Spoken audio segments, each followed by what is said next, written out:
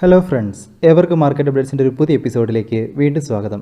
ഇന്ന് നോക്കിക്കഴിഞ്ഞാൽ നല്ലൊരു പ്രോഫിറ്റ് ബുക്കിംഗ് ആയിരുന്നു ഇന്ത്യൻ മാർക്കറ്റിൽ കാണാനുണ്ടായിരുന്നത്. നിഫ്റ്റിയിൽ ഏകദേശം 353 പോയിൻറ്റ്സിൻ്റെ ഡിക്ലൈനോടുകൂടി 17,857-ലും, സെൻസെക്സിൽ ഏകദേശം 1,158 പോയിൻറ്റ്സിൻ്റെ ഡിക്ലൈനോടുകൂടി 59,984-ലും, ബാങ്ക് നിഫ്റ്റിയിൽ 1,365 പോയിൻറ്റ്സിൻ്റെ ഡിക്ലൈനോടുകൂടി 39,508-ലുമായിരുന്നു ക്ലോസ് ആയിട്ടുണ്ടായിരുന്നത്. ഇന്ന് എല്ലാ സെക്ടറും തന്നെ ഒരു റെഡിലായിരുന്നു, പ്രോഫിറ്റ് ബുക്കിങ്ങിലായിരുന്നു എൻഡ് ആയിട്ടുണ്ടായിരുന്നത്. അതിൽ തന്നെ ബാങ്കിങ്, റിയാലിറ്റി, മെറ്റൽ ഈ ഒരു സെക്ടറുകളായിരുന്നു ഏറ്റവും കൂടുതൽ ഡിക്ലൈനിൽ പോയിട്ടുണ്ടായിരുന്നത്.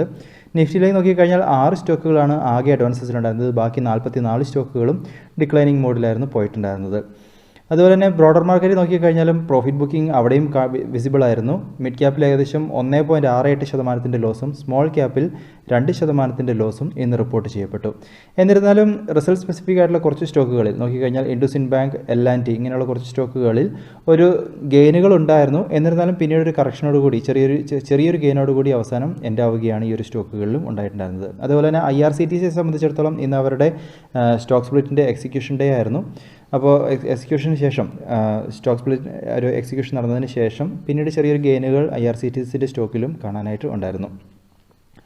ഇനി നിഫ്റ്റിയുടെ ഒരു ഡെയിലി ചാർട്ടിലേക്ക് വന്നു കഴിഞ്ഞാൽ രാവിലെ തന്നെ ഒരു നെഗറ്റീവ് നോട്ടോടു കൂടിയാണ് മാർക്കറ്റ് ഓപ്പൺ ആയിട്ടുണ്ടായിരുന്നത്.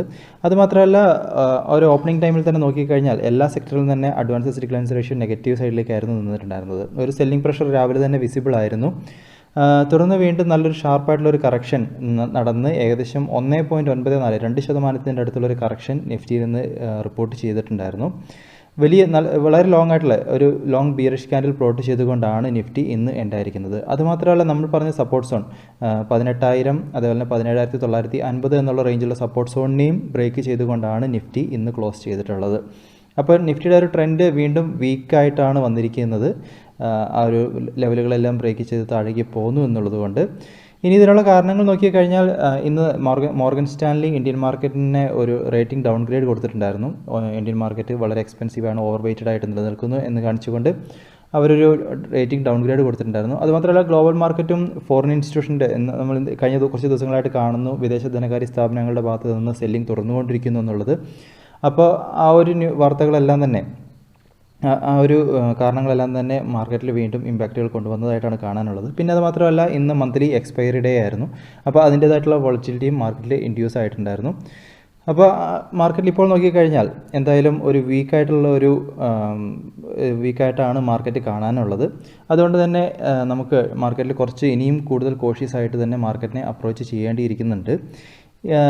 മാർക്കറ്റിനെ സംബന്ധിച്ചിടത്തോളം ഇനി നമുക്ക് ഒരു അപ്സൈഡുകൾ കിട്ടണമെന്നുണ്ടെങ്കിൽ, നമുക്ക് വീണ്ടും ട്രെൻഡുകളൊക്കെ ഒരു അപ്സൈഡിലേക്ക് വരണം, ഒരു ചെറുതായിട്ടെങ്കിലും വരണമെന്നുണ്ടെങ്കിൽ വീണ്ടും 18,000 എന്നുള്ളൊരു മാർക്കിനെയൊക്കെ ബ്രേക്ക് ചെയ്ത് മുകളിലേക്ക് വന്നു കഴിഞ്ഞാൽ 18,000 18,040 എന്നുള്ളൊരു റേഞ്ചിനൊക്കെ ബ്രേക്ക് ചെയ്ത് കഴിഞ്ഞ് മുകളിലേക്ക് വന്നു കഴിഞ്ഞാൽ വീണ്ടും ഒരു ട്രെൻഡ് റിവേഴ്സലിനുള്ള സാധ്യതകൾ നിലനിൽക്കുന്നുണ്ട്.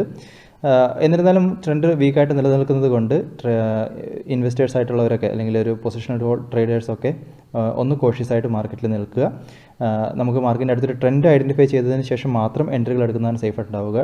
ഡിപ്പിലുള്ള എൻട്രികളൊക്കെ ഒന്ന് ഹോൾഡ് ചെയ്യുന്നതായിരിക്കും നല്ലതെന്ന് തോന്നുന്നു. ഒന്ന് മാർക്കറ്റിൽ നിന്ന് വെയിറ്റ് ചെയ്യുക, എന്താണ് അടുത്തുള്ളൊരു മൂവ് എന്നുള്ളതൊന്ന് ഐഡൻറ്റിഫൈ ചെയ്യാനായിട്ട്. ഇത്ര നല്ലൊരു ഫാളുകൾ നടന്നതുകൊണ്ട് ചിലപ്പം ഒരുപക്ഷെ നാളെ ബൗൺസ് ബാക്കിനുള്ളൊരു സാധ്യതകളുണ്ട്. എന്നിരുന്നാലും നമുക്ക് 18,000 18,040 മുകളിലേക്കൊരു എൻഡിങ് കിട്ടിക്കഴിഞ്ഞാലേ നമുക്ക് കൺഫർമേഷനായിട്ട് എടുക്കാൻ സാധിക്കത്തുള്ളൂ. അല്ലാതെ ചെറിയൊരു ബൗൺസ് ബാക്ക് മാത്രമാണ് എന്നുണ്ടെങ്കിൽ വീണ്ടും കോഷ്യസ് ആയിട്ട് മാർക്കറ്റിനെ അപ്രോച്ച് ചെയ്യുന്നതായിരിക്കും സേഫായിട്ട് ഉണ്ടാവുക. ഇനി അതേപോലെ തന്നെ സ്റ്റോക്ക് സ്പെസിഫിക് ആയിട്ടുള്ള മൂവുകളാണ് ഇപ്പോൾ മാർക്കറ്റിലുള്ളത്. അടുത്തയാഴ്ച മാർക്കറ്റിനെ സംബന്ധിച്ചിടത്തോളം ഫെഡ് റിസർവിൻ്റെ മീറ്റിംഗ് നടക്കാൻ പോകുന്നു. അപ്പോൾ അതിൻ്റെ അവർ അടുത്ത മോണിറ്ററി പോളിസികളൊക്കെ എങ്ങനെ എടുക്കുന്നു എന്നുള്ളത് ഒരു മെയിൻ ഡാറ്റയായിട്ട് ഗ്ലോബൽ മാർക്കറ്റിനും ഇന്ത്യൻ മാർക്കറ്റിനും നിലനിൽക്കുന്നുണ്ട്. അപ്പോൾ എല്ലാവരും ആ ഒരു ഡാറ്റ ഈഗറായിട്ട് വാച്ച് ചെയ്യും എന്നുള്ളതാണ് കാണാനുള്ളത്. അപ്പോൾ തീർച്ചയായിട്ടും ഈ ഒരാഴ്ച ഇപ്പോൾ മാർക്കറ്റ് ഇങ്ങനെ അങ്ങ് പോട്ടെ, നമുക്ക് അടുത്ത ആഴ്ച മാർക്കറ്റിലേക്ക് ഒന്ന് നോക്കുന്നതായിരിക്കും സേഫായെന്ന് തോന്നുന്നു. ട്രേഡേഴ്സ് ആയിട്ടുള്ളവർക്ക് മാർക്കറ്റിൻ്റെ ട്രെൻഡ് അനുസരിച്ച് സ്റ്റോക്കുകൾ പിക്ക് ചെയ്ത് പ്രൊസീഡ് ചെയ്യാവുന്നതാണ് ഇപ്പോൾ കാണുന്നത്. ഇനി അടുത്തായിട്ട് ബാങ്ക് നിഫ്റ്റിയിലേക്ക് നോക്കിക്കഴിഞ്ഞാൽ അവിടെയും സിമിലർ ആയിട്ടുള്ളൊരു പാറ്റേൺ ആണ്. വളരെ ലോങ് ആയിട്ടുള്ളൊരു ബിയറിഷ് ക്യാൻഡിൽ പ്ലോട്ട് ചെയ്തുകൊണ്ടാണ് ബാങ്ക് നിഫ്റ്റിയും എൻഡ് ആയിട്ടുള്ളത്. ബാങ്ക് നിഫ്റ്റിയിൽ ഇന്ന് ആകെപ്പാടെ 2 സ്റ്റോക്കുകളാണ് ആകെ അഡ്വാൻസസിൽ പോയത്. ബാക്കി 10 സ്റ്റോക്കുകളും ഡിക്ലൈനിങ് മോഡിലായിരുന്നു നിന്നിട്ടുണ്ടായിരുന്നത്. ബാങ്ക് നിഫ്റ്റിയെ സംബന്ധിച്ചിടത്തോളം നമുക്ക് ഇപ്പോഴും നല്ലൊരു വീക്കായിട്ട് തന്നെയാണ് ട്രെൻഡുകളൊക്കെ കാണാനുള്ളത്. അതുകൊണ്ട് തന്നെ ഈ എല്ലാ സെക്ടറും തന്നെ ഒന്ന് കോഷ്യസ് ആയിട്ട് അപ്രോച്ച് ചെയ്യുന്നതായിരിക്കും സേഫ് ആയിട്ടുണ്ടാവുക. റിയാലിറ്റി വീണ്ടും നമ്മുടെ സപ്പോർട്ട് സോണിലേക്ക് വന്നുകൊണ്ടിരിക്കുന്നു. എല്ലാ സെക്ടറിലും തന്നെ അഡ്വാൻസസ് ഡിക്ലൈൻസ് റേഷ്യോ നെഗറ്റീവിലുമാണ് നിലനിൽക്കുന്നത്. പ്രോഫിറ്റ് ബുക്കിംഗ് എല്ലാ സെക്ടറിലും ഉണ്ടായിരുന്നു. നമ്മൾ കഴിഞ്ഞ ദിവസം കണ്ട ഒരു ഡോജിക്ക് ശേഷം വീണ്ടും സപ്പോർട്ട് സോണിൻ്റെ അടുത്തേക്ക് വന്നിട്ടുണ്ട്. സപ്പോർട്ട് സോണിന് ബ്രേക്ക് ചെയ്ത് കഴിഞ്ഞാൽ വീണ്ടും നല്ലൊരു കറക്ഷനുള്ള സാധ്യതകൾ റിയാലിറ്റി സെക്ടറിൽ നിലനിൽക്കുന്നുണ്ട്. ഇന്ന് DLFൻ്റെ റിസൾട്ടുകൾ ഇവരെ സംബന്ധിച്ചിടത്തോളം വന്നിട്ടുണ്ടായിരുന്നു.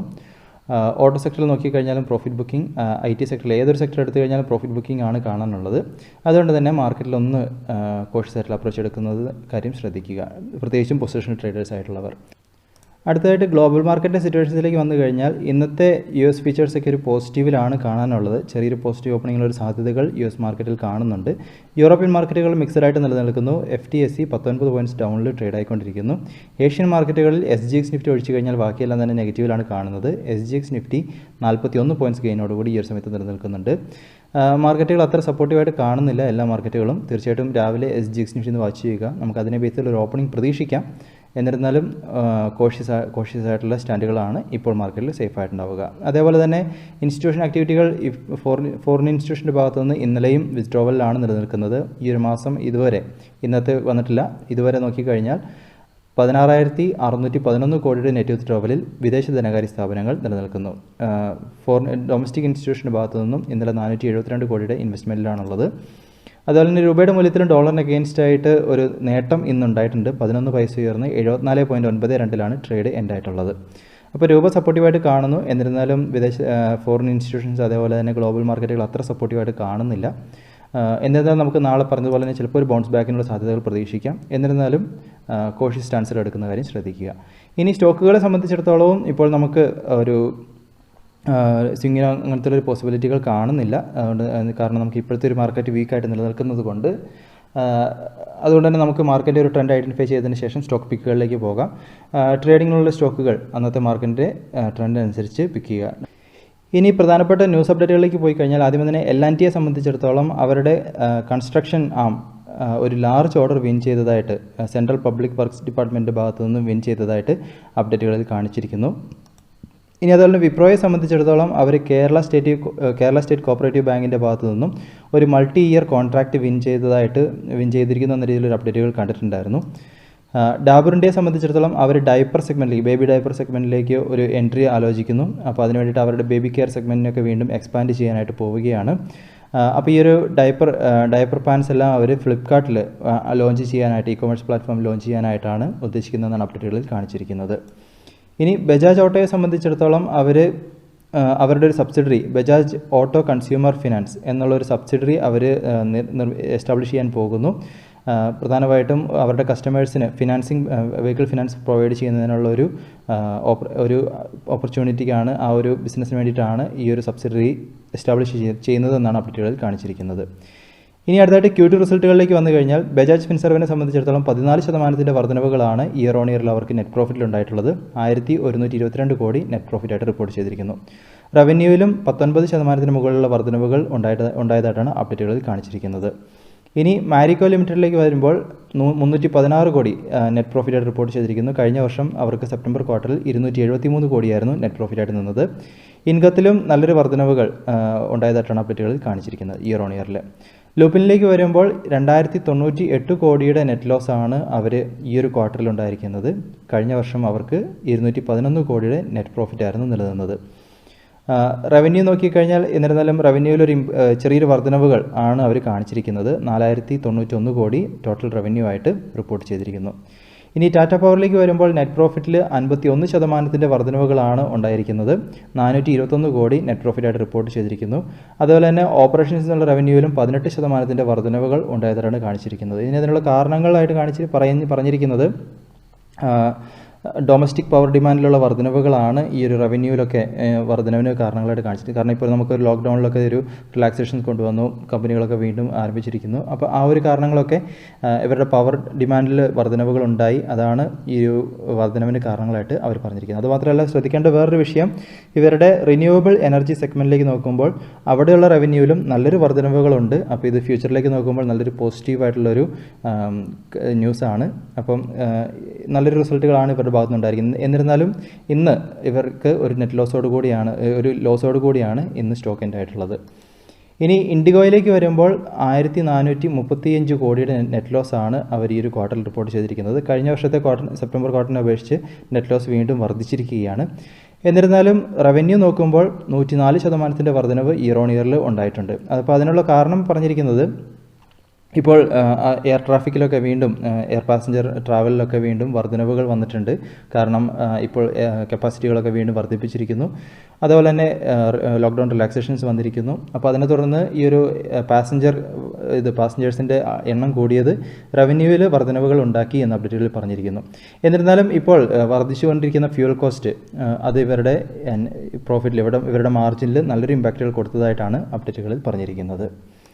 ഇനി അടുത്തായിട്ട് ഹാപ്പിയസ്റ്റ് മൈൻഡിലേക്ക് വരുമ്പോൾ 30% വർധനവുകൾ ഇയർ ഓൺ ഇയറിൽ നെറ്റ് പ്രോഫിറ്റിലുണ്ടായിരിക്കുന്നു. 44 കോടി നെറ്റ് പ്രോഫിറ്റായിട്ട് കാണിച്ചിരിക്കുന്നു. സീക്വൻഷ്യലായിട്ട് കഴിഞ്ഞ ക്വാർട്ടറിനെ അപേക്ഷിച്ച് നോക്കിക്കഴിഞ്ഞാലും 24% വർധനവുകളാണ് റിപ്പോർട്ട് ചെയ്തിരിക്കുന്നത്. ഇൻകത്തിലും 46% വർധനവുകൾ ഇയർ ഓൺ ഇയറിൽ ഉണ്ടായിരിക്കുന്നു. അതുപോലെ തന്നെ ₹1.75 പെർ ഷെയറിൽ അവരൊരു ഇൻറ്ററിം ഡിവിഡൻറ്റ് ഡിക്ലെയർ ചെയ്തിട്ടുണ്ട്. ഇനി വി-ഗാർഡ് ഇൻഡസ്ട്രീസിലേക്ക് വരുമ്പോൾ 15% വർധനവുകളാണ് നെറ്റ് പ്രോഫിറ്റിലുണ്ടായിരിക്കുന്നത്. 59.4 കോടി നെറ്റ് പ്രോഫിറ്റായിട്ട് കാണിച്ചിരിക്കുന്നു. കഴിഞ്ഞ വർഷം സെപ്റ്റംബർ ക്വാർട്ടറിൽ അത് 51.61 കോടിയുടെ നെറ്റ് പ്രോഫിറ്റായിരുന്നു നിലനിന്നത്. ഓപ്പറേഷൻസിൽ നിന്നുള്ള റവന്യൂ നോക്കുമ്പോൾ 45% മുകളിലുള്ള വർധനവുകൾ ഉണ്ടായിരിക്കുന്നു. 907 കോടിയാണ് റവന്യൂ ആയിട്ട് കാണിച്ചിരിക്കുന്നത്. കഴിഞ്ഞ വർഷം അത് 623 കോടിയായിരുന്നു നിലനിന്നത്. അതുപോലെ തന്നെ മാനേജ്മെൻറ്റിൻ്റെ കമൻട്രികളിൽ നോക്കുമ്പോൾ ഇപ്പോൾ ലോക്ക്ഡൗൺ റിലാക്സേഷനൊക്കെ വന്നതുകൊണ്ട് തന്നെ ഇപ്പോൾ വീണ്ടും ഒരു കൊറോണയുടെ ഇമ്പാക്റ്റുകളൊക്കെ കുറഞ്ഞിരിക്കുന്നു. നല്ലൊരു റിക്കവറിയുടെ പാത്തിലേക്ക് കമ്പനി വന്നുകൊണ്ടിരിക്കുന്നതെന്നാണ് മാനേജ്മെൻറ്റ് കമൻട്രികളിൽ കാണാനും ഉള്ളത്.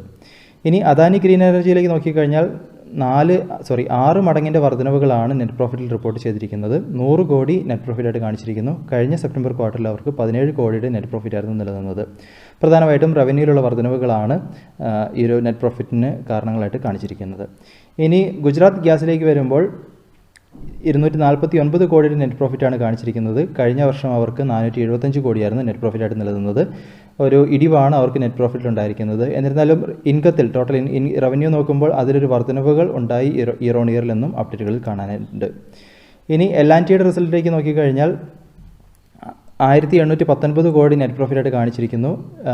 5520 കോടിയായിരുന്നു കഴിഞ്ഞ വർഷം അവർക്ക് നെറ്റ് പ്രോഫിറ്റായിട്ട് നിന്നത്. ഇൻകം നോക്കിക്കഴിഞ്ഞാൽ അവിടെ ചെറിയൊരു വർധനവുകൾ അവർക്ക് എന്നാലും ഉണ്ടായിട്ടുണ്ട്. 35,305 കോടി ടോട്ടൽ ഇൻകമായിട്ട് കാണിച്ചിരിക്കുന്നു. കഴിഞ്ഞ വർഷം സെപ്റ്റംബർ ക്വാർട്ടറിൽ അവർക്ക് 31,593 കോടിയായിരുന്നു ടോട്ടൽ ഇൻകമായിട്ട് നിലനിന്നത്. ഇനി ITCയിലേക്ക് നോക്കിക്കഴിഞ്ഞാൽ 3,714 കോടി പ്രോഫിറ്റ് ആഫ്റ്റർ ടാക്സ് ആയിട്ട് കാണിച്ചിരിക്കുന്നു. കഴിഞ്ഞ വർഷം അവർക്ക് 3,368 കോടിയാണ് പാറ്റായിട്ട് നിലനിന്നത്. അതുപോലെ തന്നെ ഇൻകത്തിലും അവർക്കൊരു വർധനവുകൾ ഉണ്ടായിട്ടുണ്ട്. അതുമാത്രമല്ല അവരുടെ ഹോട്ടൽ ബിസിനസ്സുകളിലൊക്കെ ഒരു റിക്കവറി വന്നതായിട്ടാണ് അപ്ഡേറ്റുകളിൽ കാണാനുള്ളത്. ഇനി DLFിലേക്ക് നോക്കുമ്പോൾ നെറ്റ് പ്രോഫിറ്റിലൊരു നല്ലൊരു വർധനവുകൾ ഇയർ ഓൺ ഇയറിൽ അവർ റിപ്പോർട്ട് ചെയ്തിരിക്കുന്നു. പ്രധാനമായിട്ടും റെസിഡൻഷ്യൽ ബിസിനസ്സിലുള്ള നല്ലൊരു ഡിമാൻഡിലുള്ള വർധനവുകളാണ് ഈ ഒരു നെറ്റ് പ്രോഫിറ്റിനും അതുപോലെ തന്നെ റവന്യൂയിലുള്ള വർധനവുകൾക്കും കാരണങ്ങളായിട്ട് കാണിച്ചിരിക്കുന്നത്. ഇനി SBI കാർഡ്സിലേക്ക് വരുമ്പോൾ 67% വർധനവുകൾ അവർക്ക് നെറ്റ് പ്രോഫിറ്റിലുണ്ടായിട്ടുണ്ട്. 345 കോടി നെറ്റ് പ്രോഫിറ്റായിട്ട് റിപ്പോർട്ട് ചെയ്തിരിക്കുന്നു. ടോട്ടൽ ഇൻകത്തിലും 7% വർധനവുകൾ ഉണ്ടായി എന്നാണ് അപ്ഡേറ്റുകളിൽ കാണാനുള്ളത്. NTPCയുടെ നെറ്റ് പ്രോഫിറ്റിൽ 8% മുകളിലൊരു ഡിക്ലൈനാണ് ഉണ്ടായിരിക്കുന്നത്. 3211 കോടി നെറ്റ് പ്രോഫിറ്റായിട്ട് കാണിച്ചിരിക്കുന്നു. റവന്യൂ ഫ്രം ഓപ്പറേഷൻസ് നോക്കുമ്പോൾ അതിൽ 14% മുകളിലുള്ള വർധനവുകൾ ഉണ്ടായി എന്നും അപ്ഡേറ്റുകളിൽ പറഞ്ഞിരിക്കുന്നു. 28,329 കോടി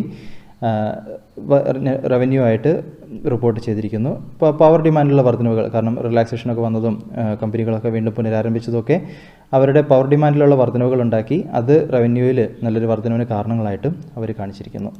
അടുത്തതായിട്ട് IPO വിഭാഗത്തിലേക്ക് വന്നു കഴിഞ്ഞാൽ ഇന്ന് നൈക്കയുടെ IPO ഓപ്പൺ ആയിട്ടുണ്ടായിരുന്നു. ഓപ്പണായി ആദ്യത്തെ മണിക്കൂറുകൾക്കുള്ളിൽ തന്നെ ഫുൾ സബ്സ്ക്രിപ്ഷൻ നടന്നതായിട്ടാണ് അപ്ഡേറ്റുകളിൽ കാണാനുള്ളത്.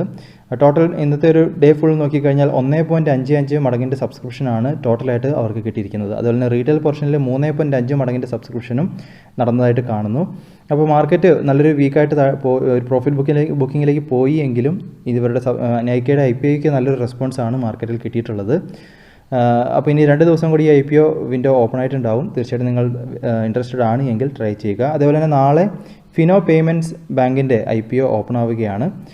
അതുമാത്രമല്ല തിങ്കളാഴ്ച നവംബർ 1-ാം തീയതി SJS എൻ്റർപ്രൈസസിൻ്റെ IPOയും വരാൻ പോകുന്നു. 531 മുതൽ 542 രൂപ പെർ ഷെയറിലാണ് അവർ പ്രൈസ് ബാൻഡായിട്ടും സെറ്റ് ചെയ്തിരിക്കുന്നത്. അപ്പോൾ ഇതൊക്കെയാണെന്ന് പറയാനുള്ള പ്രധാനപ്പെട്ട അപ്ഡേറ്റുകളായിട്ട് നിലനിൽക്കുന്നത്. തീർച്ചയായിട്ടും ഈ പറഞ്ഞ ന്യൂസുകളും സ്റ്റോക്കുകളൊക്കെ നിങ്ങളുടെ അനാലിസിസിനായിട്ട് മാത്രം ഉപയോഗിക്കുക. കണ്ടെത്തുന്ന കാര്യങ്ങളൊക്കെ തീർച്ചയായിട്ടും ഷെയർ ചെയ്യുക. പുതിയ അപ്ഡേറ്റ്സ് ഒക്കെ ആയിട്ട് നമുക്ക് വീണ്ടും കാണാം. അതുവരെ this is Tony signing off.